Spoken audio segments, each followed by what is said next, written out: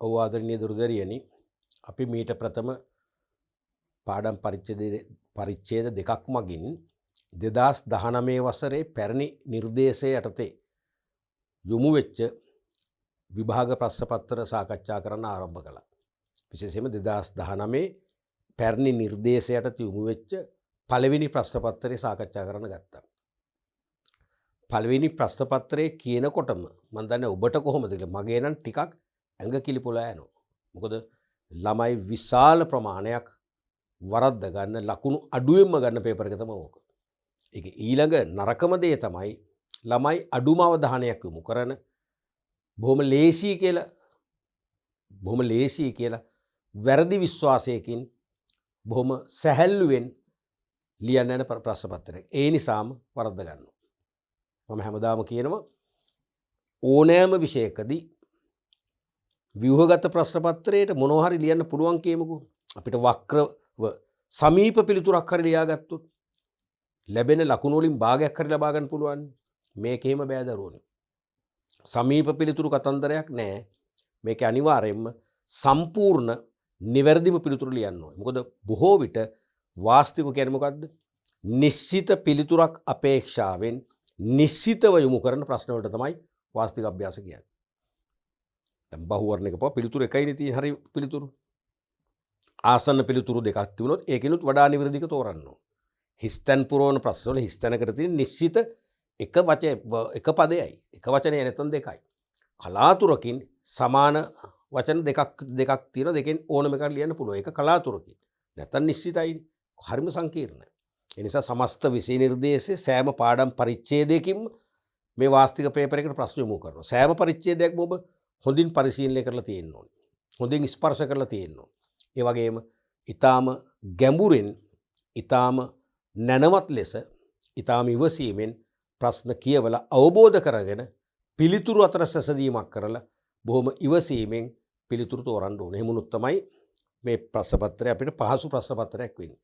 ඔබ නිකම්ම මේ පේපර් එක ලේසි කොහොම හරි මේක ගැට ගහ ගන්න පුළුවන් කියලා හිතුවා හරියන්නේ නැහැ. මේක තමයි අමාරුම ප්‍රශ්න පත්‍රය. පැහැදිලිද? අපි අද පාඩම් පරිච්ඡේදනුත් උත්සාහ කරනවා ඒ පේපර් එකේ ඉතුරු බහුවර්ණ ප්‍රශ්න සහ සැපීම් වර්ගයේ ප්‍රශ්න වලට පිළිතුරු ලියලා තව දුරටත් මේ ප්‍රශ්න පත්‍රයේදී ඔබ විභාගයේදී මේ ප්‍රශ්න පත්‍රයට පිළිතුරු ලිවීමේදී දක්වන උදාසීනතාවය ඒ වගේම වැරදි ක්‍රියාකාරීත්වය පහ කරලා දාන්න. මුලින්ම අපි කතා කරමු 21 වෙනි ප්‍රශ්නය.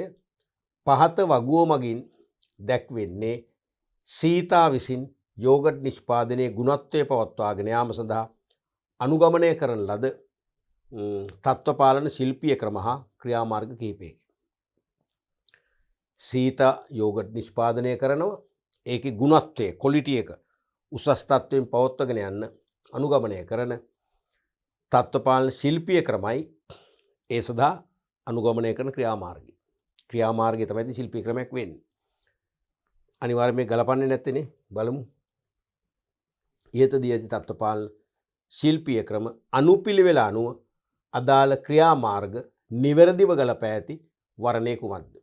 නිවැරදිව ගලපා ඇති වර්ණය තමයි අහන්නේ. එතකොට මේකත් ඇගීම් වාර්තාව මම චෙක් කරා මේකත් අසාර්ථකයි.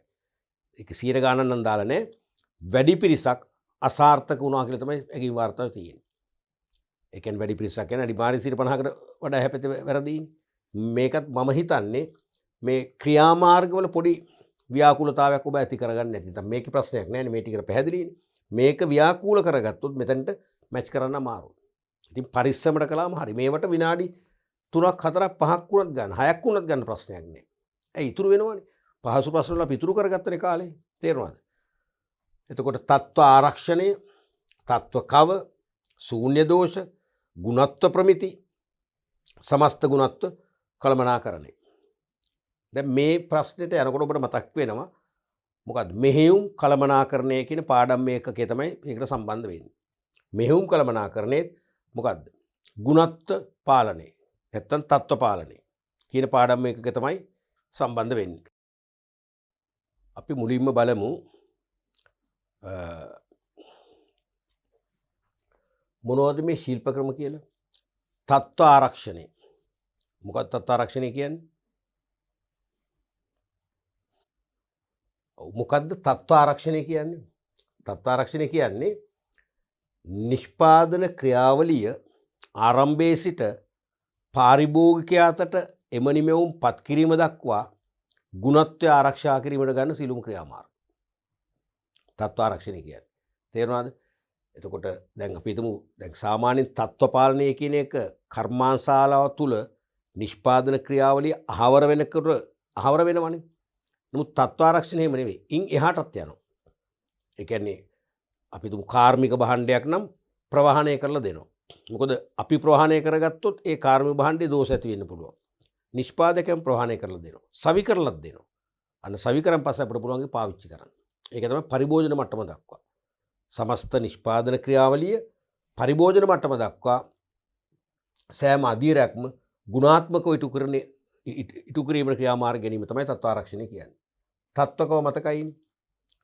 සමාන තනතුරු නැත එකම අංශයේ නිරත සේවකයන් කුඩා කණ්ඩායම් වශයෙන් ගොනු කරලා තත්ත්ව පාලන වගකීම් පවරලා මතුවන ගැටලු පොදුවේ සාකච්ඡා කර විසඳා ගන්න ක්‍රියාත්මක වෙන සේවක කුඩා කණ්ඩායම්. ශූන්‍ය දෝෂ කියන්නේ මොකද්ද? නිෂ්පාදිතේ සෑම නිමැවුමක්ම 100%ක්ම දෝෂ රහිතව නිෂ්පාදනය කරන්න අවශ්‍ය සෑම ක්‍රියාමාර්ගම ගැනීම. එහෙම සෑම ක්‍රියාමාර්ගයකින්ම දෝෂ ඇතිවීමට ඇති මං අහුරා දැම්මම සියලුම නිමැවුම් 100%ක්ම දෝෂ රහිතයි. ගුණත්ව ප්‍රමිති කියන්නේ මොකද්ද? එක්ක ජාතික ප්‍රමිති නැත්නම් ජාත්‍යන්තර ප්‍රමිති ISO ප්‍රමිති භාවිතා කිරීම තුළින් භාණ්ඩේ ප්‍රමිතිය ආරක්ෂා කර ගැනීම. එහෙම නැත්නම් ඒ ප්‍රමිතියක් අපි භාවිතා කළත් තත්ත්වෙන් උසස් යෙදවුම් අමුද්‍රව්‍ය භාවිතා කළේ නැත්නම් මොකද වෙන්නේ? ප්‍රමිතිය ආරක්ෂා කරන්න බෑ.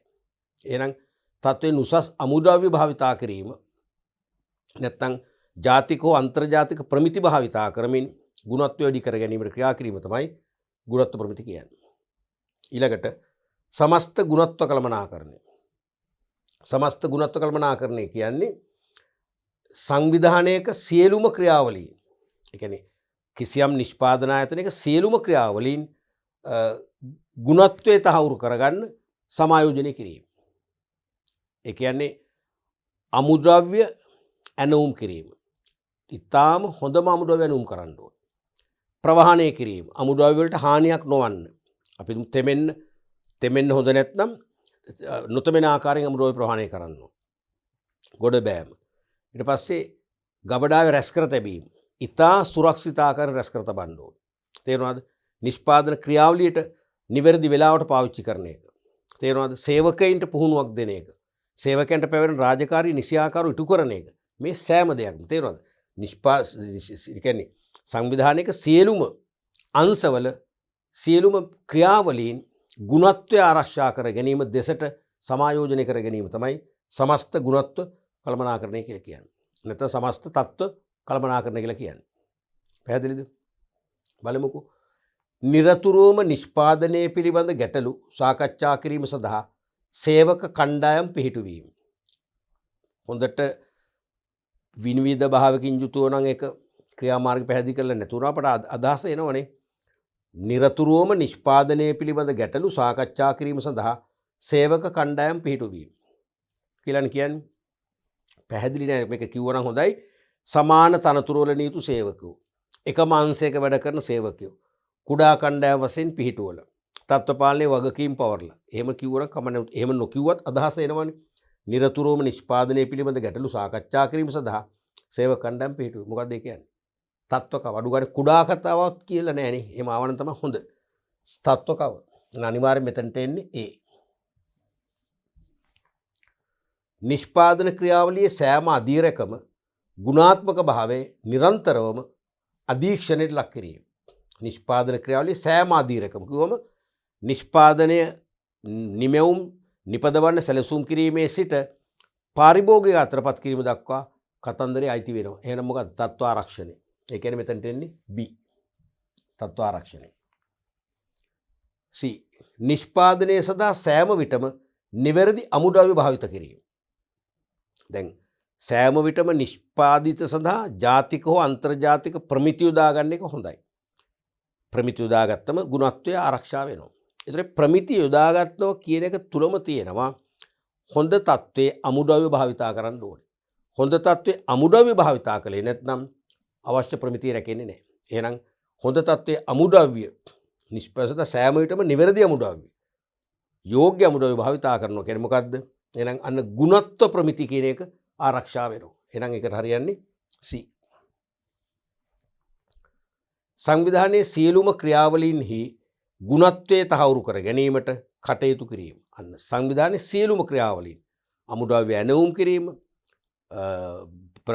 ඒවා ප්‍රවාහනය කර ගැනීම, ගොඩබෑම, ගබඩා කිරීම, නිෂ්පාදනය සඳහා යොමු කිරීම සෑම දෙයක්ම තේරෙනවා. ඒ සෑම ක්‍රියාවලියක්ම ගුණත්වයේ තහවුරු කර ගන්න කටයුතු කරනවා කියන්නේ මොකද්ද? සමස්ත ගුණත්ව කළමනාකරණය. නැත්නම් සමස්ත තත්ත්ව කළමනාකරණය. මේකම තත්ත්ව දාන්නත් පුළුවන් මෙතනට. සමස්ත ගුණත්වය එහෙම නැත්නම් සමස්ත තත්ත්ව කිව්වොත් හරි. දෙකම හරි. එහෙනම් මෙතනට එන්නේ D. ඊළඟට සෑම විටම නිෂ්පාදන 100% ගුණත්වයෙන් පවත්වා ගැනීමට අඛණ්ඩව උත්සාහ දැරීම. සෑම විටම නිෂ්පාදන 100% ගුණත්වයෙන් පවත්වා ගැනීමට අඛණ්ඩව උත්සාහ දැරීම. ඒ කියන්නේ මොකක්ද එන? ශූන්‍ය දෝෂ. ශූන්‍ය දෝෂ ක්‍රමය. zero defect system. එහෙනම් මෙතනට එන්නේ E. E නේද? E. ඔව්. E. එබනම් පිළිතුර එන්න ඕනේ BAECD. BAECD. B C වෙන්නේ බලමු. BAECD. BAECD. BA within BAECD. උත්තරේ 3. පැහැදිලිම උත්තරේ 3. දැකද ඒකත් පරිස්සමෙන්. ඒක හරියට පරිස්සමෙන් කියුවේ නැත්නම් මොකක්ද වෙන්නේ මම වෙන දෙයක් පෙන්නන්නම්. මෙන්න මේ සමස්ත ගුණත්ව කළමනාකරණය කියන එක සමහර විට ඔබ තෝරන්න පුළුවන් මොකද්ද? මෙන්න මේක B. නිෂ්පාදන ක්‍රියාවලියේ සෑම අධීරකම ගුණාත්මක භාවයේ නිරන්තරව අධීක්ෂණය කිරීම කියන ඔබ සමහර තෝරන්න පුළුවන්. තේරුණාද? එහෙම නැත්නම් සංවිධානයේ සියලුම ක්‍රියාවලින්හි ගුණත්වයේ තහවුරු කර ගැනීමට කටයුතු කිරීම කියන එක සමහරට මේ ගුණත්ව ප්‍රමිති කියලා තෝරන්න පුළුවන්. අන්න ඒ වගේ ව්‍යාකූල තත්ත්වයක් නැති කරගන්න හරිය පරිස්සම මේක කියවන්න ඕන. කිව්වොත් මේක අමාරු නෑ. මේකත් සරල ප්‍රශ්නයක්. සාමාන්‍ය ප්‍රශ්නයක් බවටපත් වෙනවා. සහ මේ වගේ ප්‍රශ්නකට වැඩි කාලයක් ගන්න විනාඩි 5ක් 6ක් ගත කරන්න. මොකද සරල ප්‍රශ්නයක අපි විනාඩි 2 විතර ඉතුරු කරගන්නවානේ. ලේසියෙන් පාවිච්චි කරන්න පුළුවන්. පැය දෙකක් තියෙනවා. පැය දෙකම භාවිතා කරනවා. කලින් නම් ඉවර කරන්න එපා. කලින් ඉවර කරනවා කියන්නේ ඔබ අසාර්ථකයි. පැහැදිලිනේ? රයිට්. අපි බලමු ඊළඟ ප්‍රශ්නය. හැකිතාක් අවම පිරිවැයකින් භාණ්ඩ නිෂ්පාදනය කර වෙළඳපොළ තුල එම භාණ්ඩ සුලභ කිරීමට ව්‍යාපාරිකයෙකු දරන උත්සාහය වඩාත් හොඳින් නිරූපණය වන්නේ කුමන සංකල්පය මගින්ද? මොන සංකල්පයද මේ අහන්නේ? අලෙවිකරණ සංකල්ප ගැනයි මේ අහන්නේ. එතකොට අපි කතා කරා අලෙවිකරණ සංකල්ප 7ක්. මතක ඇතිනේ. ප්‍රධාන අලෙවිකරණ දර්ශනයන් දෙකක් ඔස්සේ. පැරණි දර්ශනයේ නිෂ්පාදනයේ නැත්නම් නිෂ්පාදකයා කේන්ද්‍ර කොටගත් අලෙවිකරණ දර්ශනය. ඒකට අපි නිෂ්පාදන සංකල්පේ, නිෂ්පාදිත සංකල්පේ, විකුණුම් කියලා තුනක් කරා. ඊළඟට නූතන දර්ශනයේ පාරිභෝගිකයා කේන්ද්‍ර කොටගත් අලෙවිකරණ දර්ශනය. ඒ යටතේ ගනුදෙනුකරු සංකල්පය, අලෙවිකරණ සංකල්පය, ඒ වගේම සමාජීය අලෙවිකරණ සංකල්පය, ඒ වගේම ප්‍රබලම එක සාකල්‍යවාදී නැත්නම් සාකල්‍යතා සංකල්ප, හොලිස්ටික් කන්සෙප්ට් කියලා අපි 7ක් කතා කරා. එතකොට ඒ හතේම එක එක වෙනස්කම් තියෙනවනේ. එතකොට මේ කියන්නේ හැකිතාක් අවම පිරිවැයකින් භාණ්ඩ නිෂ්පාදනය කර වෙළඳපොළ තුල එම භාණ්ඩ සුලභ කිරීමට ව්‍යාපාරිකයෙකු දරන උත්සාහය වඩාත් හොඳින් ගම්‍ය වන සංකල්පය. මතකද පැරණිම දර්ශනයේ පැරණිම සංකල්පය ප්‍රොඩක්ෂන් කන්සෙප්ට් එක නිෂ්පාදන සංකල්පය. ඒකෙන් කිව්වේ වෙළඳපොළේ භාණ්ඩ සුලභව පවතිනවා නම් පාරිභෝගිකයාගේ ක්‍රය ශක්තිය අනුව මිලදී ගත හැකි සාධාරණ මිලක් පවතිනවා නම් පාරිභෝගිකෝ ඒ භාණ්ඩ කෙරෙහි උපරිම අනුග්‍රහයක් දක්වන බව. නැත්නම් පාරිභෝගිකයන් එවැනි භාණ්ඩ වැඩියෙන් මිලදී ගැනීමට පෙළඹෙන බව. ඒ අදහස මේකේ නැද්ද? තියෙනවනේ. හැකිතාක් අවම පිරිවැයකින් භාණ්ඩ නිෂ්පාදනය කර. නිෂ්පාදන පිරිවැය අඩු කරගත්ත කියන්නේ අඩු මිලට සපයන්න පුළුවන්. තේරුණාද? ඒ වගේම වෙළඳපොළ තුල එම භාණ්ඩ සුලභ කිරීම ගැන කියනවා. එහෙනම් වෙළඳපොලේ භාණ්ඩ සුලභව තියෙනවා නම් සාපේක්ෂව අඩු මිලට ගන්න පුළුවන් නම් කියන අදහස මේකේ පැහැදිලිවම තියෙන නිසා මොකද්ද? උත්තරේ නිෂ්පාදන සංකල්පය. වෙන මුකුත් හිතන්න ඕනේ. අලෙවිකරණ සංකල්පය වැරදි. සමාජීය අලෙවිකරණ සංකල්පය වැරදි. විකුණුම් සංකල්පය වැරදි. නිෂ්පාදිතත් වැරදි. නිෂ්පාදන සංකල්පයේ තියෙන පස්වෙනි උත්තරේ. එහෙනම් උත්තරේ 5. උත්තරේ 5. දැන් මේකෙන් තව ප්‍රශ්න මවන්න පුළුවන්. 4ක් මවන්න පුළුවන්. අපි හිතමු මෙහෙම. ප්‍රශ්නයක් යොමු වෙනවා. ආකර්ශනීය ප්‍රවර්ධන උපාය මාර්ග බහුලව අනුගමනය කිරීම තුළින් විකුණුම් වර්ධනය කරගන්න නැත්නම් විකුණුම් පරිමාව වර්ධනය කරගන්න කිසියම් නිෂ්පාදකයෙක් ක්‍රියාත්මක වෙනවා නම් ඔහු අනුගමනය කරන අලෙවිකරණ සංකල්පය මොකද්ද? ආකර්ශනීය ප්‍රවර්ධනය හරි මොනවා හරි ප්‍රවර්ධනය තුළින් විකුණුම් වැඩි කරගන්න උත්සාහ කරනවා නම් ඒකෙන් ගම්ම වෙන එකම සංකල්පය මොකද්ද? විකුණුම් සංකල්පය. විකුණුම් සංකල්පය. මොකද ඒකෙදි කියන්නේ නිෂ්පාදනයේ ගුණත්වය ගැන. වෙළඳපොලේ සුලභතාවය ගැන කියන්නේ. ප්‍රවර්ධනය කළොත් වැඩි පාරිභෝගික පිරිසක් භාණ්ඩය කරා අද්දවා ගන්න පුළුවන් බව තමයි එකකින් කියන්නේ. එහෙනම් විකුණුම් සංකල්පය. ඊළඟට අපි හිතමු පාරිභෝගික අවශ්‍යතා සහ වුවමනා. පළමුව නිවැරදිව තේරුම් අරගෙන හඳුනාගෙන එම අවශ්‍යතා සහ වුවමනා උපරිමයෙන් තෘප්තිමත් කිරීමට තරඟකරුවන්ට සාපේක්ෂව ඉතා ඉහළින් තෘප්තිමත් කිරීමට ක්‍රියා කළ යුතු බව අවධාරණය කරන සංකල්පය ඇහුවොත් කිසිදු වාදයක් නැහැ. මොකද උත්තරේ අලෙවිකරණ සංකල්පය. අලෙවිකරණ සංකල්පය. ඒත් එක්කම පාරිභෝගික අවශ්‍යතා මනවින් හඳුනාගෙන ඒවා ඉතා ඉහළින් තෘප්තිමත් කිරීමට කටයුතු කරන අතරම සමාජ සුරක්ෂිත භාවය සමාජ හිතකර භාවය ආරක්ෂා කිරීමටද අවධානය යොමු කරනවා නම් කිසියම් නිෂ්පාදකයෙක් අනුගමනය කරන සංකල්පය ඇහුවොත් අර අලෙවිකරණ සංකල්පෙම කියන දේ කියනවනේ. පාරිභෝගික අවශ්‍යතා සහ වුවමනා හඳුනාගන්න. ඒවා ඉතා උපරිම ලෙස තෘප්තිමත් කරන්න කටයුතු කරන්න. ඒ වගේම සමාජයට සමාජ හිතකර භාවයේ සුරක්ෂිත වෙන ආකාරය. ඒ කියන්නේ පරිසරය විනාශ වෙන්න බෑ. සමාජයට අහිතකර දේවල් වෙන්න බෑ. සමාජ සුරක්ෂිත බවට රකින්න ඕනේ. මොකක්ද දෙන? සමාජීය අලෙවිකරණ සංකල්පය තමයි එතකොට උත්තරේ වෙන්නේ. මේ වගේ ප්‍රශ්න මේකෙන් ගොඩක් නිර්මාණය කරන්න පුළුවන්. මෙතන නැතත් මතක තියාගන්න වැඩිපුර මහන්නේ දැන් සාකල්‍යවාදී සංකල්පයනේ. සමස්තහා ඒකාබද්ධ අලෙවිකරණ වැඩසටහන් මගින් සමස්තහා ඒකාබද්ධ අලෙවිකරණ වැඩසටහන් මගින් ව්‍යාපාරයක් සම්බන්ධ ඇල්මැති පාර්ශවයන් සියල්ලගේම අවශ්‍යතා සහ වුවමනා ඉටු කිරීමට ක්‍රියාකාරී වන සංකල්පය හැවුවොත් කිසිදු වාදයක් නැහැ. සාකල්‍යවාදී සංකල්පය නැත්නම් සාකල්‍යතා සංකල්ප හොලිස්ටික් කන්සෙප්ට් කියන එක එන්නම ඕනේ. මතකයිනේ? රයිට්. අපි ඊළඟ ප්‍රශ්නෙත් බලමු.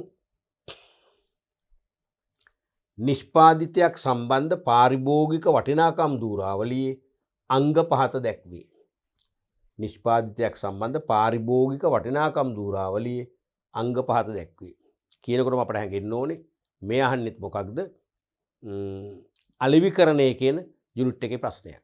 අලෙවිකරණය කියන පාඩමෙන් තමයි මේ ප්‍රශ්න අහන්නේ.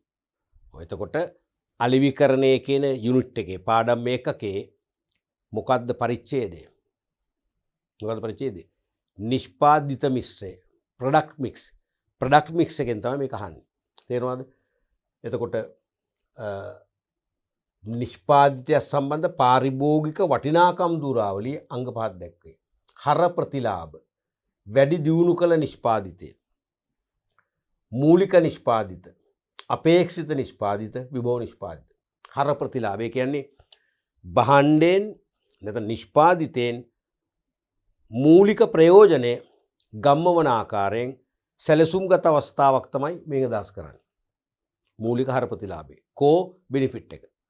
ඊට පස්සේ වැඩි දියුණු කළ නිෂ්පාදිතය කියන්නේ පාරිභෝගික අපේක්ෂා කළ මට්ටමටත් වඩා වැඩි පහසුකම් අංගෝපාංග සහිතව දියුණු කළ නිෂ්පාදිතයක්. ඕග්මන්ටඩ් ප්‍රොඩක්ට් එකක්. ඊට පස්සේ මූලික නිෂ්පාදිතය කියන්නේ බේසික් ප්‍රොඩක්ට් එක.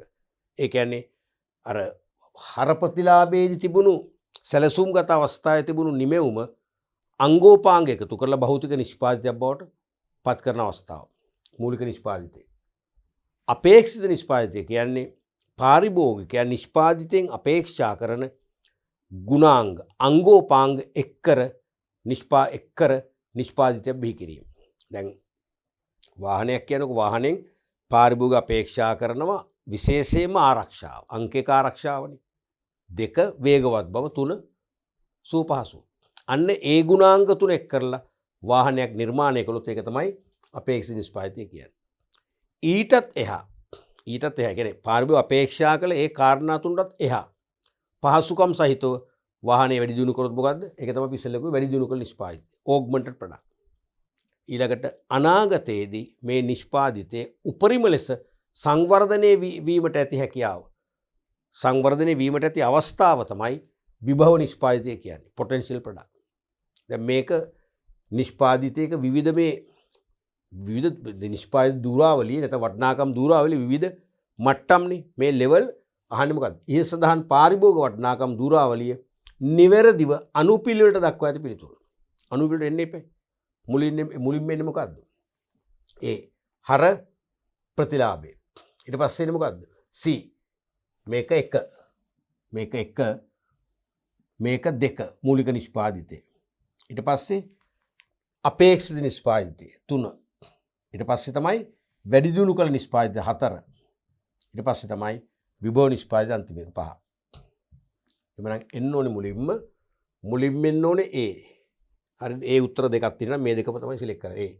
දෙවෙනි වෙන්න ඕනේ A ළඟට C. මේක තියෙනවා. තුන්වෙනි වෙන්න ඕනේ D තියෙනවා. හතරවෙනි B තියෙනවා. පස්වෙනි එක. එහෙනම් උත්තරේ 2. ඒකත් පිළිවෙලට ක්‍රමානුකූලව තෝරගන්න පුළුවන්. එහෙම නැත්නම් වරද්ද ගන්නවා. මේක වරදින්න පුළුවන් තැන් දෙක මොකද්ද? හර ප්‍රතිලාභය කොහොමත් ඔයගොල්ලෝ ගනි මූලික එකත් ගනි සමහරට මේ අපේක්ෂිත වැඩි දියුණු මාරු කරගන්න එපා. පිළිවෙලට තියාගන්න. තේරෙනවා? අපේක්ෂිත වැඩි දියුණු කර එක මාරු කරගන්නවා. ඒ කියන්නේ මුලින්ම A ගත්තා, ඊට පස්සේ C ගත්තා. හරිද? ඊට පස්සේ සමහරට D නැතුව B ගන්න පුළුවන්. BD මාරු වෙන්න පුළුවන්. ඒ මාරුනත් වැරදි. දැන් මේකේ හොඳ වෙලාවට එහෙම උත්තරයක් නැහැ. එහෙම උත්තරයක් දුන්නා නම් අනිවාර්යයෙන්ම ඔයගොල්ලෝ ඒක ඔබ පටල ගන්නවා. තේරුණාද? රයිට්. අපි බලමු ඊළඟ ප්‍රශ්නයත්. විශේෂිත භාණ්ඩයක් මිලට ගැනීමේදී පාරිභෝගිකයෙකු කෙරෙහි බලපෑම් ඇති කරන සාධකය තෝරන්න. මතකද? යුනිට් එක අලෙවිකරණය පාඩම් පරිච්ඡේදය මොකද්ද? ප්‍රොඩක්ට් මික්ස් එකමයි. නිෂ්පාදන නැත්නම් නිෂ්පාදිත මිශ්‍රයමයි. දැන් අපි නිෂ්පාදිත මිශ්‍රයේදී නිෂ්පාදිත වර්ගීකරණය කතා කරනවානේ. භාණ්ඩ, සේවා ආදි වශයෙන් භාණ්ඩ අපි භාවිතය අනුව ප්‍රධාන කාණ්ඩ දෙකකට බෙදනවානේ. පාරිභෝගික භාණ්ඩ, කාර්මික භාණ්ඩ. භාවිතය අනුව පාරිභෝගික භාණ්ඩ 4කට බෙදනවා. පහසු භාණ්ඩ, සාපු භාණ්ඩ, විශේෂිත භාණ්ඩ. අන්න එතන තමයි ඉන්නේ. මතකනේ? විශේෂ භාණ්ඩ, නොසෙව් භාණ්ඩ. දැන් මතකයිනේ කරපු චැප්ටර්ස් ටික. මේක දැන් කෙලිම ඔබට පත්තු වෙන්න ඕනේ. කෙලිම ඔබේ මනස ඉදිරියට එන්න ඕනේ මේ සංකල්ප ටික.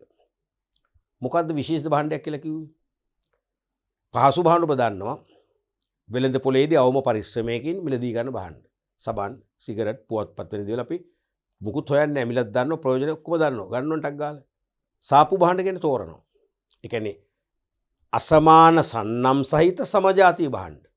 සන්නම් වෙනස් නමුත් භාණ්ඩ සමානයි. කීපයක් තියෙනවා. ඒව අතර අපි මිල, කල් පැවැත්ම, ප්‍රයෝජන, වගකීමේ කාලය වැනි සාධක ඔස්සේ සැසඳීමක් කරලා තෝරගන්නවා සාපු භාණ්ඩ. විශේෂිත භාණ්ඩ කියන්නේ විශේෂිත අවශ්‍යතාවයන් මතුවනාම නිශ්චිත සන්නමක් නැත්නම් අපි පිළිගත් අපිට පුරුදු සන්නමක් යටතේ ගොඩාක් විස්තර හොයලා ගොඩක් වෙහෙස මහන්සි වෙලා තේරීමක් කරලා මිලදී ගන්න භාණ්ඩ තමයි විශේෂිත භාණ්ඩ කියන්නේ. අපි උදාහරණ වශයෙන් කිව්වොත් ලක්ෂරි වෙහිකල් එකක්. සුකෝභෝගී වාහනයක් ගන්නකොට අපි ගොඩක් තොරතුරු හොයනවා. සුකෝභෝගී වාහනයකොත් අපිට තියෙනවා බ්‍රෑන්ඩ් එකක් නේ. Mercedes Benz, Jaguar එහෙම තියෙනවනේ. ඒ බ්‍රෑන්ඩ් එකෙන් පිට අපි යන්නේ. තේරුණානේ? ෆිලිප් කොට්ලර් අලෙවිකරණේ පියා එයාගේ ග්‍රන්ථයේ මේකට දීපු එක උදාහරණයක් තමයි මොනවද? කොෆින්. මොකක්ද? මිනි පෙට්ටිය. මිනි පෙට්ටිය විශේෂ භාණ්ඩයක්. ඇයි? මිනි පෙට්ටියක් අපි නිකම් මිලදී ගන්නවද නෑ. අපි කිසියම් කාස්කට් පැලස් එකක් මිනි පෙට්ටි සාප්පුවක් මගින් කියනවා මිනි පෙට්ටිවල මිල 60%කින් අඩු කළා. ලක්ෂ මිනි පෙට්ටි 40,000 ගන්න පුළුවන්.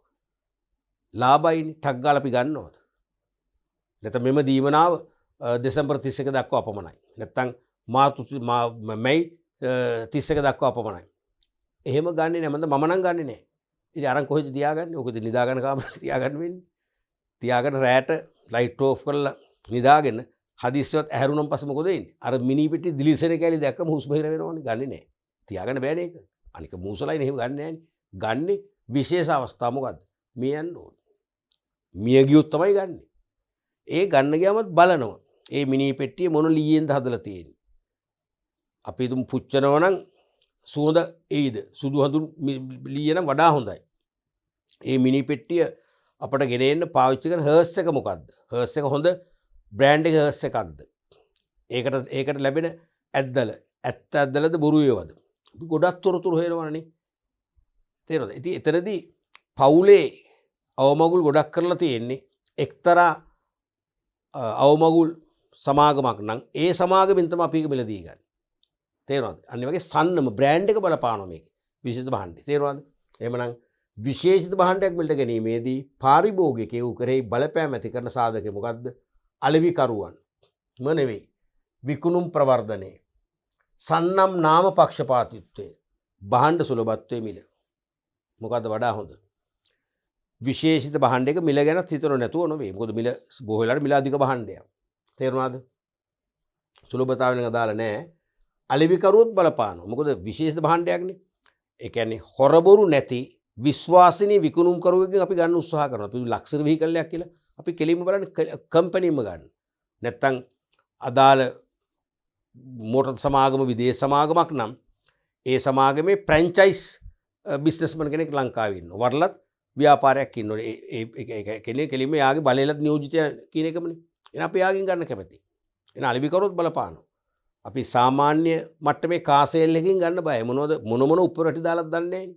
තේරෙනවා? සමහරට වාහනේ පොත වෙනස් කරනවා, චැසි නම්බර් වෙනස් කරනවා, මෙහෙට ගියලා වාහනේ ගියලා බට් කරලා පේන් කරලා අලුත් එකක් වශයෙන් දෙනවා නේ. බය ගන්න. ඒකත් හරි බොහෝ ලාවට නේ. විකුණුම් ප්‍රවර්ධනයේ තරම්ම බලපාන්නේ. විකුණුම් ප්‍රවර්ධනය කියන්නේ පෞද්ගලිකව අපිට හඳුන්වා දීම නැත්තම් ඔය එක සේල් පැවැත්වීම ඒවට අපි ඒ තරම් මේක සලකන්නේ. ඒක හරියනවා සාමාන්‍ය පාරිභෝගික භාණ්ඩ වලට. ඒකත් ගන්න බෑ. සන්නම් නාම පක්ෂපාතීත්වය ඒකත් හරි. ඒ කියන්නේ අදාළ භාණ්ඩේ බ්‍රෑන්ඩ් එකට තියෙන පක්ෂපාතීත්වය. මොකද අපි ඒ බ්‍රෑන්ඩ් එක දැන් උදාහරණයකින් අපේ පවුලේ අය දිගින් දිගටම අපි උපන්දා ඉඳන් පාවිච්චි කරන්නේ වැඩිපුරම අපි හිතමු මොනවද ජගුවාර් වාහන කියලා. එතකොට ගමේ මිනිස්සු නිකන් හිතවත්කමට නික්නේම් එකක් දානවා ජගුවාර් ගෙදර කියලා. ජගුවාර් පවුල කියලා. නේ? සීයා, ඒ වගේම මාමා, ලොකු තාත්තා හැමෝම පාවිච්චි කරන ජගුවාර් නම් මමත් හිතා ගන්නවා මමත් කවදා හරි වාහනයක් ගන්නව නම් ගන්නේ ජගුවාර් තමයි. ඇයි ඒ සන්නමට අපි පක්ෂපාතී වෙලා. අන්න එහෙනම් විශේෂිත භාණ්ඩයක් වුණාම සන්නම් පක්ෂපාතීත්වයත් බලපාන. මේ දෙකම හරි. වඩා හරි මොකද්ද? වඩා හරි මේකයි. මොකද විකුණුම් කරුවා විශ්වාස වුණත් අපිට අපි කැමති සන්නමෙන් යුක්ත භාණ්ඩය යාළඟ නැත්තම් මොකද අපි යාළඟට යන්නේ. එහෙනම් අපි අංක 1 වෙන්නේ මොකද්ද? මේක. එහෙනම් මේක තමයි අංක 1 උත්තරේ. මේක තමයි අංක 2 උත්තරේ. එහෙනම් අපි තෝරගන්නේ මොකද්ද අංක 1. පැහැදිලිවම සන්නම් පක්ෂපාතීත්වය. ඔන්න ඔය වගේ වුණ අපි උත්තර තෝරන්න. මෙන්න මේ වගේ අපි හොඳ ක්‍රමවේද අනුව පිළිතුරු තෝරද්දී බහුවර්ණ වරදීද වරදින්නේ නැතිම හරියනවා. අපි ඊළඟ ප්‍රශ්නෙත් බලමු. මානව සම්පත් සැලසුම් කරන ක්‍රියාවලියෙහි පළමු පියවර කුමක්ද? මානව සම්පත් සැලසුම් කරන ක්‍රියාවලියෙහි පළමු පියවර කුමක්ද?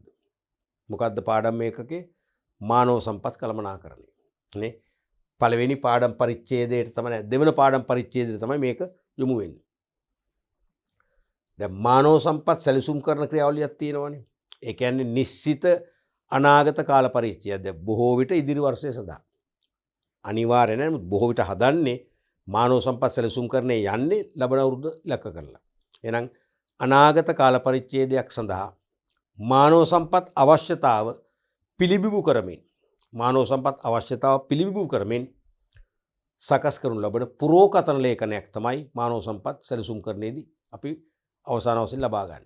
එහෙනම් මානව සම්පත් සැලසුම් කරන ක්‍රියාවලියෙහි පළමු පියවර ආන්නේ රැකියා විස්තරය හා රැකියා පිරිවිතරය අධ්‍යයනය කිරීම. මොකද්ද රැකියා විස්තරය කියන්නේ? කිසියම් තනතුරකට පත් වූ කෙනෙකුට තනතුරට අදාළව කරන්න සිදුවන රැකියාවේ වගකීම් නැත්නම් කාර්ය සහ කාර්යභාරයන් විස්තර කරන ලේඛනය.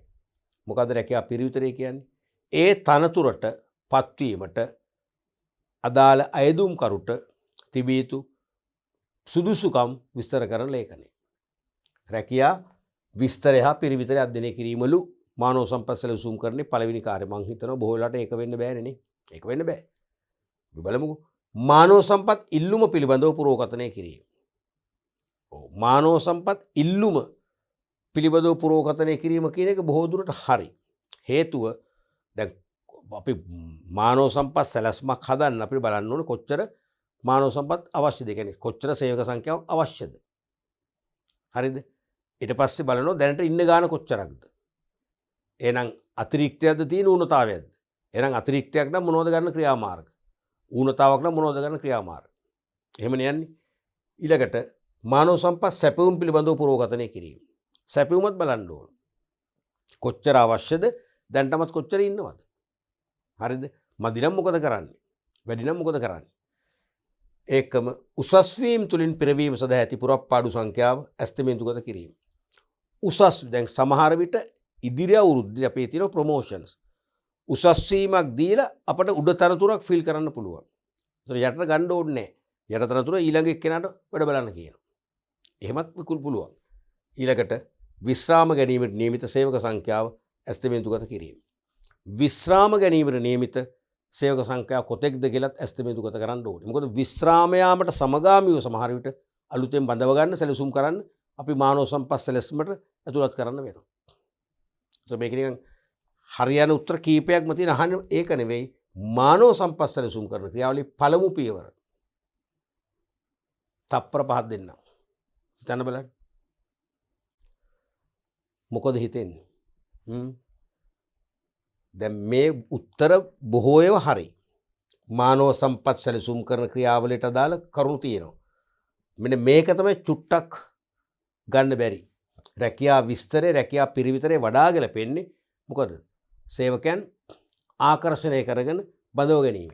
බඳව ගැනීම තමයි මේ දෙක බලපාන. මේක මේ දෙක අපට මේක කෙලිම අයින් කරන්න පුළුවන්. මානව සම්පත් ඉල්ලුම පිළිබඳව පුරෝකථනයත් හරි. සැපයුම පුරෝකථනයත් හරි. උසස් වීම තුලින් රැකියා පුරප්පාඩු ෆිල් කරනවද? ඒ කොච්චරක්ද? ඒකත් බලපානවා. ඒ වගේම විශ්‍රාම ගැනීමට නියමිත සේවක සංඛ්‍යාවත් ඇස්තමේන්තුගත කරන්න. මොකද ඒකට ගැලපෙන්න නවබදව ගැනීම කරන්න. මේ හතරම හරි. නමුත් අහන්නේ හොඳ ප්‍රශ්නයක් මේක. මානව සම්පත් සැලසුම් කරන ක්‍රියාවලියේ පළමු පියවර පළවෙනි පියවර මොකද්ද? මේකනේ මානව සම්පත් ඉල්ලුම පිළිබඳව පුරෝකථනය කිරීම. ඒකනේ මුලින්ම දැනගන්න ඕනේ. කොච්චර සේවක සංඛ්‍යාවක් අවශ්‍යද? ඒ කියන්නේ එක් තනතුරු වලින් කොපමණ ප්‍රමාණයක් අවශ්‍යද? අපි හිතමු එකවුන්ටන්ලා ගත්තොත් එකවුන්ටන්ලා කී දෙනෙක්ද? බුක් කීපර්ස්ලා කී දෙනෙක්ද? ප්‍රොඩක්ෂන් ඉන්ජිනියර්ස්ලා එක්කෙනාද දෙන්නද? ප්‍රොඩක්ෂන් මැනේජර්ස්ලා කී දෙනෙක්ද? තේරෙනවද? සහකාර නිෂ්පාදන කළමනාකරුවන් කී දෙනෙක්ද? ආදී වශයෙන් මානව සම්පත් ඉල්ලුම පුරෝකථනය කිරීම තමයි මානව සම්පත් සැලසුම් කරන ක්‍රියාවලියේ පළවෙනි පියවර වෙන්නේ. පළවෙනි පියවර වෙන්නේ විතරයි. එහෙනම් උත්තරේ 2. පැහැදිලිවම 2. අපි හිතමු මේ ප්‍රශ්නේ ඇහුවා කියලා මානව සම්පත් සැලසුම් කරන ක්‍රියාවලියේ අවසාන පියවර. අවසාන පියවර ඇහුවනම් මොකද කියන්නේ? අවසාන පියවර ඇහුවනම් මොකද්ද වෙන්නේ? එහෙනම් මේකෙන් ඇහුවනම් අවසාන පියවර කියලා ඇහුවනම් අපිට ගන්න වෙන්නේ විශ්‍රාම ගැනීමට නියමිත සේවක සංඛ්‍යාවත් ඇස්තමේන්තුගත කරන්න ඕනේ. මොකද ඒ විශ්‍රාම ගන්න නම් ඒකට ගැලපෙන්න අපි ප්‍රශස්ත ශ්‍රම බලකායක් අකණ්ඩව පවත්වාගෙන යාමට තමයි මේ මානව සම්පත් සැලසුම් කරන ක්‍රියාත්මක වෙන්නේ. එහෙනම් විශ්‍රාම ගන්න අය මගිනුත් ඌනතාවයක් ඇති වෙන්න පුළුවන් නිසා ඒකට අවශ්‍ය බඳව ගැනීම කරන්න හරි මානව සම්පත් සැලසුම් කරන එක මේක ඇතුළත් වෙන්න ඕනේ. අපි ඊළඟ ප්‍රශ්නට යමු. 26 වෙනි බහුවර්ණ ප්‍රශ්නය. කළමනාකරුවෙකු විසින් ගනු ලබන තීරණ කිහිපයක් පහත දැක්වේ. කළමනාකරුවෙකු විසින් ගනු ලබන තීරණ කිහිපයක් පහත දැක්වේ. කොහොමරි ප්‍රශ්නේ කියනකොට තේරෙනවා කළමනාකරණේ පාඩමින් තමයි අහන්නේ. බලමු අහන්නේ මොකද්ද කියලා. ඉහත ද අතුරෙන් කෙටි කාලීන ආයෝජන තීරණ පමණක් ඇතුළත් වර්ණය කුමක්ද? ඉහත තීරණ අතුරෙන් කෙටි කාලීන ආයෝජන තීරණ පමණක් ඇතුළත් වර්ණය. හරිනේ. ඒතර කළමනාකරණ ඒකකයෙන් අහනවා ආයෝජනයේ සම්බන්ධ ප්‍රශ්නයක්. කෙටි කාල ආයෝජන. බලමුකෝ. වෙළඳ ණය හිමියන් පිළිබඳ තීරණ. වෙළඳ ණය හිමියන් පිළිබඳ තීරණ. මුදල් කළමනාකරණය පිළිබඳ තීරණ. ගෙවිය යුතු වියදම් පිළිබඳ තීරණ. ගෙවිය යුතු වියදම් පිළිබඳ තීරණ. වෙළඳ ණයගැතියන් පිළිබඳ තීරණ. වෙළඳ තොග පිළිබඳ තීරණ. බැංකු අයිරාව පිළිබඳ තීරණ. කොහොමද අපි මේක ගලපගන්නේ දැන්? අහන්නේ ඉහත ද ඇතුරෙන් කෙටි කාලීන ආයෝජන තීරණ පමණක් ඇතුළත් වරණේ. දැන් මේකේ බැලූ බැලමට ගොඩක් ඒවා කෙටි කාලීනයි. මෙන්න මේකත් ඔබ විසින් ස්වයං ව්‍යාකූලතාවයකට පත් කරගත හැකි ප්‍රශ්නයක් වෙන්න එපා. මොකද මේකේ තියෙන කෙටි කාල උත්තර තමයි ඔක්කොම තියෙන්නේ. හරිද? වෙළඳ ණය හිමියන් පිළිබඳ වෙළඳ ණය කියන්නේ කෙටි කාල. මුදල් කළමනාකරණ පිළිබඳ තීරණ. මුදල් කළමනාකරණය කිව්වොත් මුදල් මනි මැනේජ්මන්ට් කෙටි කාල. නේ ප්‍රාග්ධන කළමනාකරණිකුත් දිගු කාල. එහෙමනේ. ගෙවිය යුතු වියදම් පිළිබඳ තීරණ. උපචිත වියදම් කෙටි කාල. වෙළඳ ණයගැතියෝ කෙටි කාල. වෙළඳ තොග කෙටි කාලේ ජංගමවත් කම්නේ. බැංකු අයිරාව කෙටි කාලනේ. ජංගෝවකී. දැන් වැඩේ ශේෂපත්‍රයක ජංගම වත්කම් පැත්තෙන් නියෝජනය කරන්නේ මොනවද? එහෙම මතක තියෙන ජංගම වත්කම් පැත්තෙන් මොකද නියෝජනය කරන්නේ? මූල්‍ය යෙදවීම, මූල්‍ය යෙදවීම, කෙටි කාල මුදල් ආයෝජනය. ජංගම බැරකම් පැත්තෙන් පෙන්වුම් කරන්නේ මොකද්ද? කෙටි කාලීනව මූල්‍ය සම්පාදනය කර ගැනීම. බැංකු අයිරාව මොකද්ද? කෙටි කාලීනව මූල්‍ය සම්පාදනය කර ගැනීම. සැපයුම් කරගෙන බහඬ ණයට ලබා ගැනීම. කෙටි කාලීන මූල්‍ය සම්පාදනය කර ගැනීම. තේරුණාද? එහෙමනේ. අන්න එහෙම හිතන්න දැන් මේ අහන්නේ මූල්‍ය සම්පාදනය නෙවෙයි කෙටි කාලීන ආයෝජන. කෙටි කාලීන වරමුදල් යෙදවීම සම්බන්ධ තීරණ පමණක් ඇතුළත් ඒක. එහෙම ඔළුවේ තියන් බලන්නකෝ. වෙළඳ ණය හිමියන් පිළිබඳ තීරණ. ඒ කියන්නේ මොකද්ද? ඒ කියන්නේ සැපයුම් කරනකින් බහඬ ණයට ලබා ගැනීම. ඒ කියන්නේ මොකද්ද? කෙටි කාල මූල්‍ය සම්පාදනය කිරීමන්නේ යෙදවීමක් නෙවෙයිනේ. එහෙනම් ඒක ගන්න බෑ. ඊළඟට මුදල් කළමනාකරණය පිළිබඳ තීරණ කිව්වොත් නම් ගන්න පුළුවන්. මොකද කෙටි කාලීනව මාර්ග වලින් අර මුදල් රැස් කරලා කෙටි කාලීන ලෙස ආයෝජනය කිරීම කියන දෙකමයි ති මුදල් කළමනාකරණය. ඒක ගත හැකි. ඒක ගත හැකි. හරිද? ඊට පස්සේ ගෙවිය යුතු වියදම් පිළිබඳ තීරණ. ගෙවිය යුතු වියදම් පිළිබඳ තීරණ මොකද වෙන්නේ? උපචිත වියදම්. හරිනේ. ඒකත් කෙටි කාලීන මුදල් යෙදවීමක්ද? යෙදවීමක්ද? නෑ. ගෙවිය යුතු වියදම් පිළිබඳ තීරණ කිව්වොත් ඒක මොකක්ද? උපචිත වියදම්. කොහෙද එන්නේ? කොහෙද එන්නේ? ගෙවිය යුතු වියදම් කොහෙද එන්නේ? ශේෂපත්‍රේ කොහෙද එන්නේ? ජංගම වගකීම්. ජංගම වගකීම් නම් මූල්‍ය සම්පාදනය. ජංගම වත්කම් පැත්තට දාන්න පුළුවන් නම් තමයි මූල්‍ය යෙදවීමක් වෙන ආයෝජනයක් වෙන්නේ. එහෙනම් ඒක ගන්නත් බෑ. තේරුණාද? ඊළඟට මේක ගන්නත් බෑ එතකොට.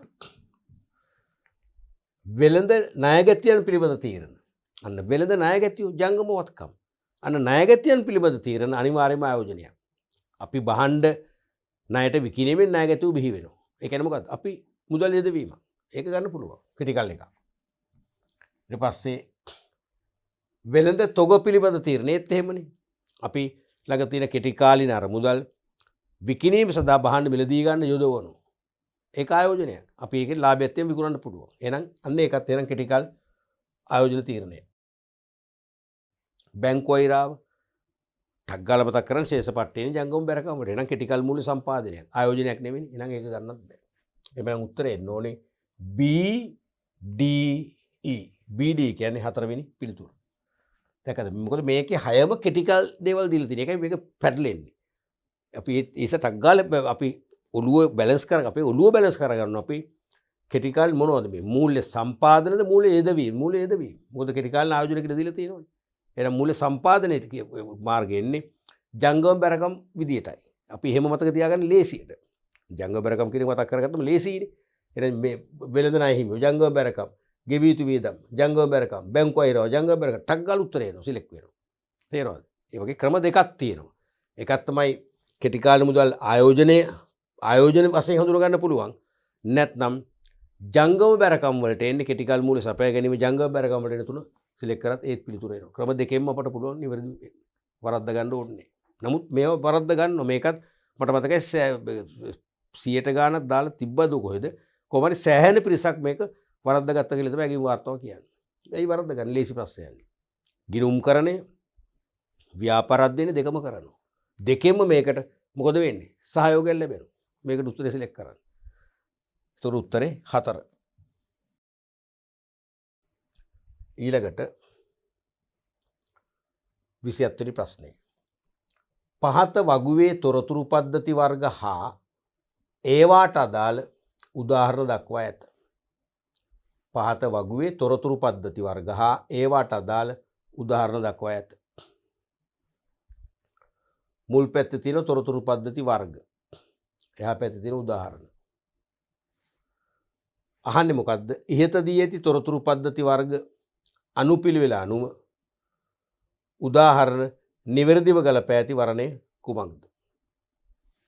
ඉහතදී ඇති තොරතුරු පද්ධති වර්ග අනුපිළිවෙල අනුව උදාහරණ නිවැරදිව ගලපා ඇති වර්ණය කුමක්ද? ගැලපීම අහන්නේ. මුලින්ම තියෙනවා ගනුදෙනු සැකසුම් පද්ධති. කාර්යාල ස්වයංකරණ පද්ධති. Office automation system. කළමනාකරණ තොරතුරු පද්ධති. Management information system. තීරණ උපකාරක පද්ධති. Decision support system. විධායක උපකාරක පද්ධති. Executive support system.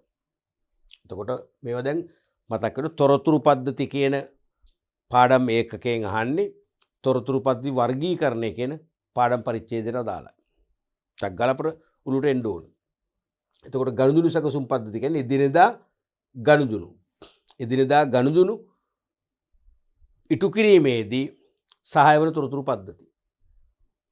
කාර්යාල ස්වයංකරණ පද්ධති කියලා කියන්නේ ගොඩක් වෙලාවට ඔය දත්ත පදනම් කරගෙන යම් යම් වාර්තා හදලා ඒ වාර්තා අපි තුමු විද්‍යුත් තැපැල් තමයි ගොඩක්ම ජනප්‍රිය විද්‍යුත් තැපැල් ක්‍රමයට අදාළ අංශභාර කළමනාකරුවන්ට sannivedana කිරීමක් කරනවා.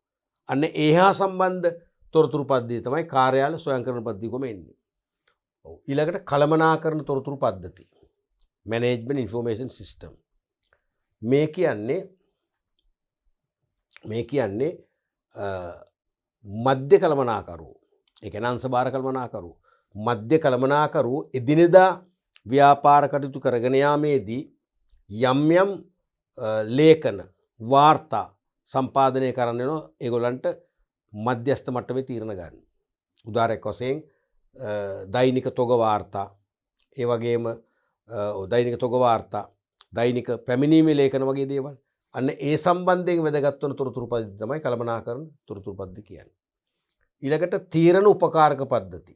මේකත් මධ්‍ය කළමනාකරුවන්ටම සම්බන්ධ තොරතුරු පද්ධතිය. විශේෂයෙන්ම අනාගතයේ පිළිබඳ විශාල වශයෙන් අවිනිශ්චිතතාවයක් නැහැ. යම් මට්ටමක අවිනිශ්චිතතාවයක් තියෙන නමුත් යම් ඇගේම් වැනි දේවල් කරලා ඇගේම් පිළිබඳ තීරණ ගැනීම වගේ දේවල් වලට සම්බන්ධ තීරණ ගන්න උදව් කරන තොරතුරු පද්ධතිය තමයි තීරණ උපකාරක පද්ධතිය කියන්නේ. මේ දෙකම මධ්‍ය කළමනාකරුවන්ට වැදගත් වෙන්නේ. අනික විධායක උපකාරක පද්ධති ESS. මේ කියන්නේ කෙලින්ම අග්‍ර කළමනාකරුවන්ට. අග්‍ර කළමනාකරුවන්ට විශේෂයෙන්ම පුරෝකතනේ අනාගත අවිනිශ්චිතතාවයේ දැඩි නම් අනාගතයේ වෙනුවෙන් පුරෝකතනමේ තීරණ ගන්න සහාය වෙන තොරතුරු පද්ධතිය තමයි විධායක උපකාරක පද්ධතිය කියන්නේ. පැහැදිලිද? අන්න එහෙම මතකයක් අපි මුලින්ම අවදි වෙන්න ඕන අපිට මේ ප්‍රශ්නේ කියවනකොටම. දැන් පුළුවන් අපිට මැච් කරගන්න. අපි ගමුකෝ පුරෝකතන වාර්තා ලබා දීම. පුරෝකතන වාර්තා අනිවාර්යයෙන්ම කරන්නේ කවුරුත් නෙවෙයි අග්‍ර කළමනාකරුවෝ.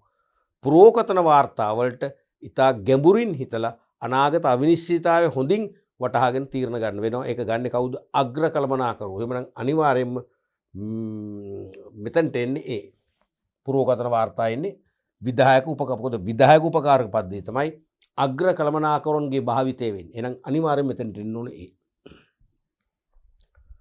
ඊළඟට දෛනික තොග වාර්තා ලබා දීම. ඔය දෛනික තොග වාර්තා කියන්නේ අනිවාර්යයෙන්ම දිනපතා ස්ටොක් ටේකින් කරනවා. ඒ වාර්තා ඉහළ කළමනාකරණයට අග්‍ර කළමනාකරණයට සමහරට ඉල්ලුවාම දෙන්න ඕනේ. දෙන්නේ කවුද? මධ්‍ය කළමනාකරුවෝ. එහෙනම් ඒකට එන්නේ මොකද්ද? කළමනාකරණ තොරතුරු පද්ධති. එහෙමනම් මේකට එන්නේ B. විද්‍යුත් තැපැල් පහසුකම් ලබා දීම. දැන් දත්ත පදනම් කරගෙන කාර්යාල සේවකයෝ යම් යම් ලේඛන සහ වාර්තා හදලා ඒවා තමන්ගේ අදාළ අංශවල කළමනාකරුවන්ට තීරණ ගැනීමට sannivedanaya කරනවා. ගොඩක් වෙලාවට විද්‍යුත් තැපැල් මගින් ශනිකව ලබා දෙනවා. එහෙනම් විද්‍යුත් තැපැල් පහසුකම් සපයන්නේ මොනවටද එහෙනම්? අනිවාර්යයෙන්ම කාර්යාල ස්වයංකරණ පද්ධතිය වලට. එහෙනම් මේකට එන්නේ C. ඊළඟට වැටුප් වාර්තා සැකසීම. වැටුප් වාර්තා සැකසීම. ඒක අනිවාර්යයෙන්ම එන්නේ ගනුදෙනු සැකසුම් පද්ධති වලටයි. මොකද එදිනෙදා දිනපතා වැටුප් ගෙන ඩේ සැලරිස් තියෙන දිනපතා වැටුප් ගෙවීම් තියෙනවා. සතිපතා වැටුප් ගෙවීම් තියෙනවා. ඒතර ඒ දිනපතා සහ සතිපතා ගෙවන වැටුප් නැත්නම් කෑලි වැටුප් තියෙනවා. ඒක ගනුදෙනු අනුවනේ ගනුදෙනු ප්‍රමාණය වැඩි වෙන්න ඒක ඒ වැටුප් වැඩි වෙන්න බලපෑමක් වෙනවා. එහෙනම් අනිවාර්යයෙන්ම දෛනික ගනුදෙනු හා සම්බන්ධ තීරණ ගැනීමක් නිසා ඒකයි තියෙන්නේ මොකද්ද? ගනුදෙනු සැකසුම් පද්ධතිය වලට. ඒ කියන්නේ D. ඊළඟට ආයෝජන ඇගයීම් වාර්තා ලබා දීම. අන්න ඒකත් අනාගතය ගැන විශාල අවිනිශ්චිතතාවයක් නැහැ, සුළු අවිනිශ්චිතතාවයක් තියෙනවා. දැන් කිසියම් ආයෝජනයක් කළාම ඒ ආයෝජනෙට ලැබෙන ප්‍රතිලාභ අපිට තක්සේරු කරන්න පුළුවන්, අගයන්න පුළුවන්. ඒ නිසා ඒවා අග්‍ර කළමනාකරුවෝ නෙවෙයි මධ්‍ය කළමනාකරුවෝ මේ කරන්නේ. ඒකට අවශ්‍ය වෙන්නේ මොකද්ද? තීරණ උපකාරක පද්ධති. ඒක තීරණයක් නේ ගන්න. තේරෙනවද? එහෙනම් එතනට එන්නේ E. රෙන්නොන් උත්තරේ D C B E D තියෙනවා. D මෙතනද D C B E උත්තරේ පැහැදිලිම තුන.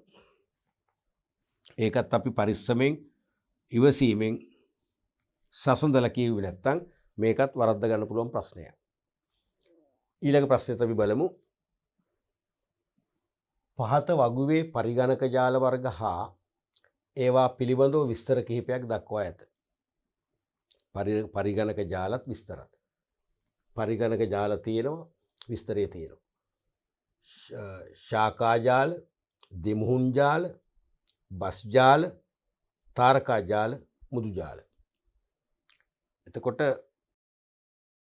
විස්තරය තියෙනවා මේ පැත්තේ.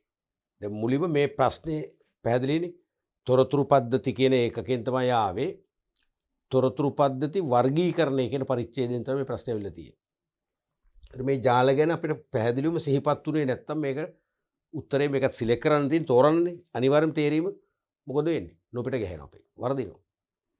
දැන් ශාක ජාල කියන්නේ මොකද? රුක් ජාල කියලාත් මේකට කියනවා. රුක් ජාල. තේරෙනවද? රුක් කියලාත් කියනවනේ මේකට. රුක් ජාල කිව්වොත් හරියා. රුක් කියන්නේ අර ගසක අතු විහිදෙන ආකාරයට පරිගණක කීපයක් එකට ඒකාබද්ධ කිරීම. තේරුණාද? ගසක අතු විහිදෙන ආකාරයට. ඒ කියන්නේ එක් මධ්‍ය පරිගණකයක් තියෙනවා. එක් මධ්‍ය පරිගණකයකට සම්බන්ධ කරලා තම මධ්‍ය පරිපතයකට කිව්වොත් කමන්නේ. මධ්‍ය පරිපතයකට එක්ක මධ්‍ය පරිගණකයකට සම්බන්ධ කරලා මේ වගේ.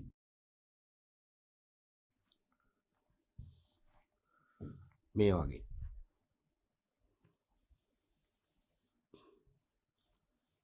මෙන්න මේ වගේ. ඔය වගේ. ගසකතු වගේ තියෙන්නේ. ඒක තමයි එයින් අදහස් කරන්නේ. තේරුණාද? දෙමුහුන් ජාල කියන්නේ කිසියම් ක්‍රමයකට තියෙන පරිගණක ජාල වර්ග දෙකක් එකට සම්බන්ධ කිරීම. එක්කෝ මුදු ජාල, රුක් ජාල එකතු කරනවා. අන්න ඒ වගේ එකක් තමයි දෙමුහුන් කියන්නේ. බස් ජාල කියන්නේ අර බස් එකක් හරියට කියන්නේ මේ වගේ පොදු පරිපතයකට පරිගණක සම්බන්ධ කරනවා. මේ වගේ.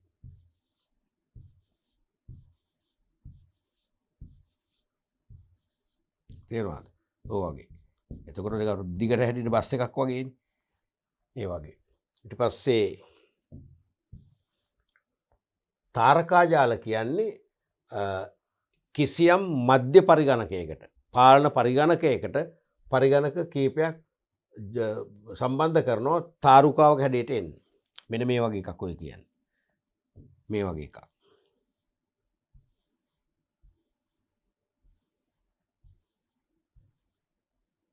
තේරුණාද? මේ වගේ දැන් තාරකාවක් වගේ මේක තමයි මධ්‍ය පරිගණකය. ඒතර මේකේ එක පරිගණක අපි තුමු මේක A කියලා. ABC කියනකො. ABC DE. මේකේ A කියන පරිගණකය ක්‍රියා විරහිත වුණත් අනිත් ඒවාට ප්‍රශ්න නැහැ. මොකද මේ මධ්‍ය පරිගණක හරහා තමයි මේව සිස්ටම් එක සක්‍රිය වෙන්නේ. තේරුණාද? එක් පරිගණකයක් අක්‍රිය වුණොත් අනිත් පරිගණක වැඩ.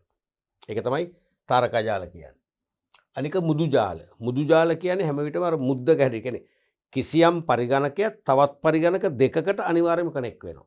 එහෙම වෙනකොට රවුමක් එන්නේ මුද්දක් හැටි එන්නේ මෙහෙමනේ. මෙන්න මේ පරිගණකය මේ පරිගණක දෙකට සම්බන්ධයි. තේරුණාද? මේ වගේ. ඊපස්සේ මේ වගේ. දැන් බලන්න. මේ පරිගණකය ගත්තත් මේක දෙකකට සම්බන්ධයි. මෙයා ගත්තත් දෙකකට සම්බන්ධයි. මෙයා ගත්තත් දෙකකට සම්බන්ධයි. එහෙනම් මුද්දක් වගේ එන්නේ. මේකේ මධ්‍ය පරිගණකයක් නැහැ. පාලන පරිගණකයක් නැහැ. මේකේ ගැටලුව මෙන්න මේ පරිගණකය අක්‍රිය වුණොත් මොකද වෙන්නේ? ක්‍රියාවලිය අක්‍රිය වෙනවා. ඒ කියන්නේ මේ පරිගණකය අක්‍රිය වුණොත් මෙයාට සම්බන්ධ වෙන්න බෑ. මේ ටික වැඩ මෙයාට මින් එහාට වැඩ කරන්නේ නැහැ. එහෙම ගැටලුවක් තියෙනවා. දැන් තාරකා ජාලයක ඒකේ ප්‍රශ්න එකක් අක්‍රිය වුණාට අනිත් ඒවා වැඩ. මේකෙත් ඒ දැන් මේකේ බස් ජාලයකෙත් එක පරිගණකයක් අක්‍රිය වුණාට අනිත් ඒවා වැඩ. මොකද මේ පොදු පරිපතය හරහානේ අනිත් ඒවා කනෙක්ට් වෙන්නේ. හැබැයි පොදු පරිපතය අක්‍රිය වුණොත් මොකද වෙන්නේ? සියල්ලම අක්‍රිය වෙනවා. ඒතර මහ ලොකු දෙයක් නෑ. තේරුණාද? එතකොට අපි බලමුකෝ සියලු පරිගණක පොදු පතයකට වඩා හොඳ ඕක පරිපතය ආවන. තේරුණාද? නමුත් පේපර් එක ආව විදිහටයි. සියලුම පරිගණක පොදු පතයකට ඍජුව සම්බන්ධ කිරීම. ඒ කියන්නේ මේකනේ මම පිනුවේ බස් එකක් වගේනේ. පොදු පරිපතයකට සම්බන්ධ කරනවා. ඒකට බස් ජාල. බස් ජාල කියන එකට එන්නේ. තේරුණාද? ඒ කියන්නේ බස් ජාල. එහෙනම් එන්න ඕනේ මෙන්න මෙතනට. තුන්වෙනි එකට. සෑම පරිගණකයක්ම තවත් පරිගණක දෙකකට සම්බන්ධ කිරීම. මම මෙතන පෙන්නුවේ. මේ තියෙන මුදු ජාලයකට මුද්දක් වගේ හැදෙන්නේ. හැම පරිගණකයක්ම දෙපැත්තෙන් සම්බන්ධයි. මධ්‍ය පරිගණකයක් නැහැ. තේරුණාද? එහෙනම් අපි ඒකට කියන්නේ මොකද්ද? මුදු ජාල. ඔව්. එහෙනම් මුදු ජාල. එහෙනම් මෙතනට එන්න ඕනේ B. B එන්න ඕනේ. එක් මධ්‍ය පරිගණකයකට සෙසු පරිගණක සම්බන්ධ කිරීම. මේ තියෙන තාරකා ජාල මධ්‍ය පරිගණකයකට සෙසුව සම්බන්ධ කරනවා. තාරකාවක් හැඩයට එනවා. එහෙනම් තාරකා ජාල තමයි එතනට එන්නේ. එක් මධ්‍ය පරිගණකයකට සෙසු පරිගණක සම්බන්ධ කිරීම. තාරකා ජාල මෙතනට එන්නේ C. පරිගණක මධ්‍ය පරිගණකයකට ගසක අතු වීදෙන ආකාරයකට කිසි වාදයක් නැහැ. රුක් ජාල නැත්නම් ගස් ජාල. ඒ කියන්නේ D. වෙනස් මූලික පරිගණක ජාල වර්ග දෙකක් හෝ වැඩි ගණනක් එකිනෙකට සම්බන්ධ කිරීම. අපි හිතමු ගස් ජාල නැත්නම් රුක් ජාල කියන එක තේරුණාද? මුදු ජාල වලට කනෙක්ට් කරොත් මොකද වෙන්නේ? එතකොට දෙමුහුන් හයිබ්‍රිඩ් වෙනවා. එහෙනම් මෙතනට එන්නේ අනිවාර්යයෙන්ම දෙමුහුන්. ඔව්. මෙතනට එන්නේ E. එතකොට එන උත්තරේ DEACB. D තියෙනවා B දෙවෙනි තියෙන DEACB උත්තරේ 5. උත්තරේ 5. මේක ලොකු ගැටලුවක් නෑ මේ ජාල ටික මතකයි ඕගලන්ට. එකම දේ පිළිවෙලට සම්බන්ධ කරගන්න නැත්තම් මේක පොට මාරු වෙන්න පුළුවන්. මාරුනොත් උත්තරේ වර්ධිනවා. පැහැදිලිනේ? රයිට්. අපි ඊළඟ ප්‍රශ්නට යමු. අන්තර්ජාල සැපයුම් සේවාවක් නොවන්නේ කුමක්ද? අන්තර්ජාල සැපයුම් සේවාවක් නොවන. ඒ කියන්නේ අන්තර්ජාලය ඔස්සේ සපයන සේවාවක් නොවන එක. තේරුණාද? අන්තර්ජාල සැපයුම් දැන් මේ ප්‍රශ්න අහන විදිහට සමහරට ඕගොල්ලෝ ව්‍යාකූල වෙනවා. අන්තර්ජාලය මගින් සපයන සේවාවක් නොවන්නේ කොහොමද පැහැදිලිනේ? මේක අහන්නේ අන්තර්ජාල සැපයුම් සේවාවක් නොවන්නේ. අන්තර්ජාලය මගින් සපයන කොහොමද පැහැදිලි? අන්තර්ජාල සැපයුම් සේවාවකදී නිකන් ඔන්න මනස විකෘති කරගන්න යනවා. දෙපාර කියවන්න. තුන්වෙනි සැරේ කියවන පැහැදිලි වෙනවා. අන්තර්ජාල සැපයුම් සේවාවක් නොවන්නේ කියන්නේ අන්තර්ජාලය මගින් සපයන සේවාවකට අයිති නැති එක අහන්නේ. තේරුණාද? පළවෙනි එක තමයි චන්ද්‍රිකා තාක්ෂණය. මොකද හිතෙන්නේ? චන්ද්‍රිකා තාක්ෂණය කියන්නේ ඕනෑම ස්වභාවික දේශගුණික විපර්යාස සිදුවන අවස්ථාවලදී පවා sannivedana පහසුකම් සක්‍රිය කරන්න ශ්‍රී ලාංකික පුරවැසි භාවයක් ඇති විද්‍යාඥයෝ හොයාගත්ත ලෝකෙට දායද කළ තාක්ෂණය තමයි චන්ද්‍රිකා පරිණුමාරු තාක්ෂණය. හරිද? ඒතර ඒක අන්තර්ජාලය මගින් සපයන සේවාවක් නෙවෙයිනේ. අන්තර්ජාලය පවා ක්‍රියාත්මක කරන්න අවශ්‍ය තාක්ෂණික සේවයක් ඒක. අන්තර්ජාලය මගින් සපයන සේවයක් නෙවෙයි. එහෙනම් ඒක තමයි උත්තරේ මම හිතන්නේ. බොහෝ විට මේක තමයි උත්තරේ වෙන්නේ. වෙබ් සේවා අනිවාර්යයෙන්ම ඉන්ටර්නෙට් එක සර්විස් නේ අපිට පුළුවන් වෙබ්සයිට් එකක් ක්‍රියේට් කරන්න. අපිට පුළුවන් අපේ ව්‍යාපාරික තොරතුරු ඒක ඇතුළත් කරන්න. ඒක යාවත් කාලනේ කරන්න. දිනෙන් දින සතිපතා වුණා වෙනස් කරන්න, අලුත් කරන්න, අප්ඩේට් කරන්න. ඒක පැහැදිලිම සේවයක්. විද්‍යුත් පැපෑල ඒත් එහෙමනේ. අන්තර්ජාලය මගින් දෙපාර්ශ්වයක් අතර හෝ බහුපාර්ශ්වයක් අතර ෂණිකව ලිපි ගන්දුණු කිරීම. අනිවාර්යයෙන්ම ඉන්ටර්නෙට් එකේ සේවයක්. ඒකත් හරියි. ඊට පස්සේ sannivedana සේවා. ඒකත් පොදුවේ කියන්න පුළුවන් නේ. අන්තර්ජාලය අපි තොරතුරු sannivedanaya කරන්න හුවමාරු කරන ප්‍රධානම sannivedana මාර්ගය. අනික වීඩියෝ සම්මන්ත්‍රණ. කණ්ඩායමක් එක්ක අපට දර්ශන තීරේ නැත්නම් අපේ හෑන්ඩ් ෆෝන් එක නම් හෑන්ඩ් ෆෝන් එකේ දර්ශන තීරේ නැත්නම් පරිගණකේ දර්ශන තීරේ මොනිටර් එකෙන් එකිනෙකව පේන විදිහට වීඩියෝ සම්මන්ත්‍රණ පවත්වන්න පුළුවන්. එහෙනම් ඒකත් සේවයක්. එහෙනම් නොවන එක තමයි එකම එක චන්ඩිකා තාක්ෂරය. උත්තරේ පළවෙනි එක. ඒක ලේසි. ඒව අඩු කාලෙකින් අපි මේ ප්‍රශ්නේ අයින් වෙන්න ඕනේ. මොකද අර සංකීර්ණ ව්‍යාකූල ප්‍රශ්න වලට අපි වැඩි කාලයක් ගත කරන්නේ. ඊළඟට 30 වෙනි ප්‍රශ්නය MCQ වල අවසාන ප්‍රශ්නය. ව්‍යාපාර සැලැස්ම පිළිබඳ මඟ පෙන්වීමක් ලබා දීම සඳහා පිළියෙල කරනු ලබන්නේ. මතකනේ ව්‍යාපාර සැලැස්ම කියන්නේ විෂය නිර්දේශය අවසාන පාඩම් පරිච්ඡේදය. අනිවාර්යයෙන්ම මේකෙන් ප්‍රශ්න වාස්තික පේපර් එකේ ප්‍රශ්න දෙකක් අහනවමයි. අවම දෙකක් අහනවා, තුනක් වෙන්නත් පුළුවන්. ඒ වගේමයි විහුගත පේපර් එකෙත් ප්‍රශ්න ලියන ප්‍රශ්න දෙකක්ම අහනවා. ව්‍යාපාර සැලැස්ම පිළිබඳ මඟ පෙන්වීමක් ලබා දීම සඳහා පිළියෙල කරනු ලබන්නේ. ඒකත් ටිකක් අහන විදිය වෙනස් වගේ පේන්න පුළුවන්. දැන් ඔබට හුරුයි දැන් ව්‍යාපාර සැලැස්මක තියෙන ගොඩක් දේ විධායක සාරාංශය, මුදල් ප්‍රවාහ සාරාංශය, ආදායම් සාරාංශය, ණය පිළිබඳ සාරාංශ කීපයක් තියෙනමනේ. දැන් ව්‍යාපාර සැලැස්මක් අතර ගත්තම ඒ සැලැස්මේ සමස්තය සාරාංශ කරලා මුල් පිටුවල තියෙනවා. ඒක තමයි විධායක සාරාංශය කියන්නේ. තේරුණාද? ඒ විධායක සාරාංශය තමයි මුලින් ඕනම කෙනෙක් කියවන්නේ. හරියට පත්තරයක අපි ගත්ත ගමන් මුලින්ම හෙඩ්ලයින් ටික කියවනවානේ. හෙඩ්ලයින් කියවලා තමයි තීරණය කරන්නේ අපි තවදුරටත් මේ පත්තරේ කියවන දෙයක් තියෙනවද? තියෙනවනම් තමයි කියවන්නේ, නැත්නම් නැහැ. ඒ වගේ ව්‍යාපාර සැලැස්ම අඛණ්ඩව නිමාවතෙක් පරිශීලනය කළ යුතුද නැද්ද කියලා තීරණය කරන කොටස තමයි විධායක සාරාංශය. මොකද සමස්ත ව්‍යාපාර සැලැස්ම මේ සාරාංශයක් එක තියෙන්නේ. එහෙනම් සමස්ත ව්‍යාපාර සැලැස්ම සකසලා ඉවර වුණාට පස්සේ තමයි විධායක සාරාංශය සම්පාදනය කරන්නේ. තේරුණාද? එහෙමනම් ව්‍යාපාර සැලැස්ම පිළිබඳ මඟ පෙන්වීමක් ලබා දීම කියන්නේ මොකද්ද? මේ ව්‍යාපාර සැලැස්ම තවදුරටත් කියවන්න ඕනද? අපිට වැදගත්කමක් තියෙනවද කියලා මඟ පෙන්වීමක් ඇත්තට මේක වෙනවනේ. එහෙනම් ඒක මොකද්ද? විධායක සාරාංශය. පැහැදිලිම උත්තරේ ඒක. ඉස්සෙල්ල එකෙත් එක මේකෙත් එක වෙන්න පුළුවන්ද? එහෙම වෙන්න පුළුවන්. අපි එහෙමත් හිතනවනේ. ඉස්සෙල්ල එකේ එක නම් මේක එක වෙන්න බෑ වගේ එකක් හිතනවනේ. එහෙම එකක් නෑ. එහෙම වෙන්න පුළුවන්. මම කිව්වා එක්තරා අවුරුද්දක පිට උත්තර පහක් ආව එකම උත්තරේ. අපි හිතමු උත්තරේ 3 වෙනි කියලා. ප්‍රශ්න පහෙම උත්තරේ 3. එහෙමත් වෙන අවස්ථා තියෙනවා. පැහැදිලි වෙනනම් පළවෙනි උත්තරේ. අනික දැන් ව්‍යාපාර සැලැස්මක මූලිකාංශය ඇත්තරම මෙතන තියෙන්නේ මූලිකාංශ තියෙන ඇත්තරම එකයි. විධායක සාරාංශ විතරයි. අනිත්‍යව මූලිකාංශ වල උපකොටස්. ඒ අතින් බැලුවොත් කොහොමද උත්තරේ එන්නේ? පළවෙනි එක තමයි. පැහැදිලිනේ? හොඳයි. අපි අද පාඩම් පරිච්ඡේදයේ මගිනුත් 2019 වර්ෂයේ පැරණි නිර්දේශ යටතේ ආපු බහුවර්ණ ප්‍රශ්න සාකච්ඡා කරා කීපයක්ම. ඒ බහුවර්ණ ප්‍රශ්න 30ම සාකච්ඡා කරලා ඉම කරා මේ වන විට. ඒකෙදි අපි සරල ප්‍රශ්න කීපයකුත් අපි දැක්කා. දැන් උදාහරණයක් වශයෙන් මේ 29 වෙනි ප්‍රශ්නේ බොහොම සරල ප්‍රශ්නයක්. ඒ වගේම ව්‍යාකූල ඒක ළමයිව ව්‍යාකූලත්වයට පත් කරන සංකීර්ණ ප්‍රශ්න කීපයකුත් දැක්කා. නමුත් ඒ ව්‍යාකූලත්වයෙන් මිදලා නිර්වුල් මානසිකත්වයෙන් අපි මේ ප්‍රශ්න වලට ප්‍රවේශ වෙන ආකාරය, පිළිතුරු අතර සංසන්දනය කරන ආකාරය ගැන හොඳ අවබෝධයක් ලබා ගත්තා. මම හිතනවා මේ බහුවර්ණ ප්‍රශ්න 30ත් ඇති ඔබට ඒ බහුවර්ණ ප්‍රශ්න වලට පිළිතුරු සැපීමේදී දක්වන උදාසීනත්වය අයින් කරගන්න. එතනින් නොනවති අපි මේ එක බහුවර්ණ ප්‍රශ්න තුලින් අපි තවත් බහුවර්ණ ප්‍රශ්න කීපයක් නිර්මාණය කරන ආකාරයත් අපි නැවත පෙන්වලා දුන්නා. ඒ කියන්නේ මේ බහුවර්ණ ප්‍රශ්න 30ක් වුණාට අපි බහුවර්ණ ප්‍රශ්න 60ක 70ක ධාරිතාවෙන් අපි අද සාකච්ඡා කරා. ඒ නිසා අපිට පාඩුවක් නැහැ මේ පරිච්ඡේද කීපේ ගියාට. මේ පරිච්ඡේද අපි අපේක්ෂා කරනවටත් වඩා ප්‍රශ්න කීපයක දැනුම ලබා දුන්නා.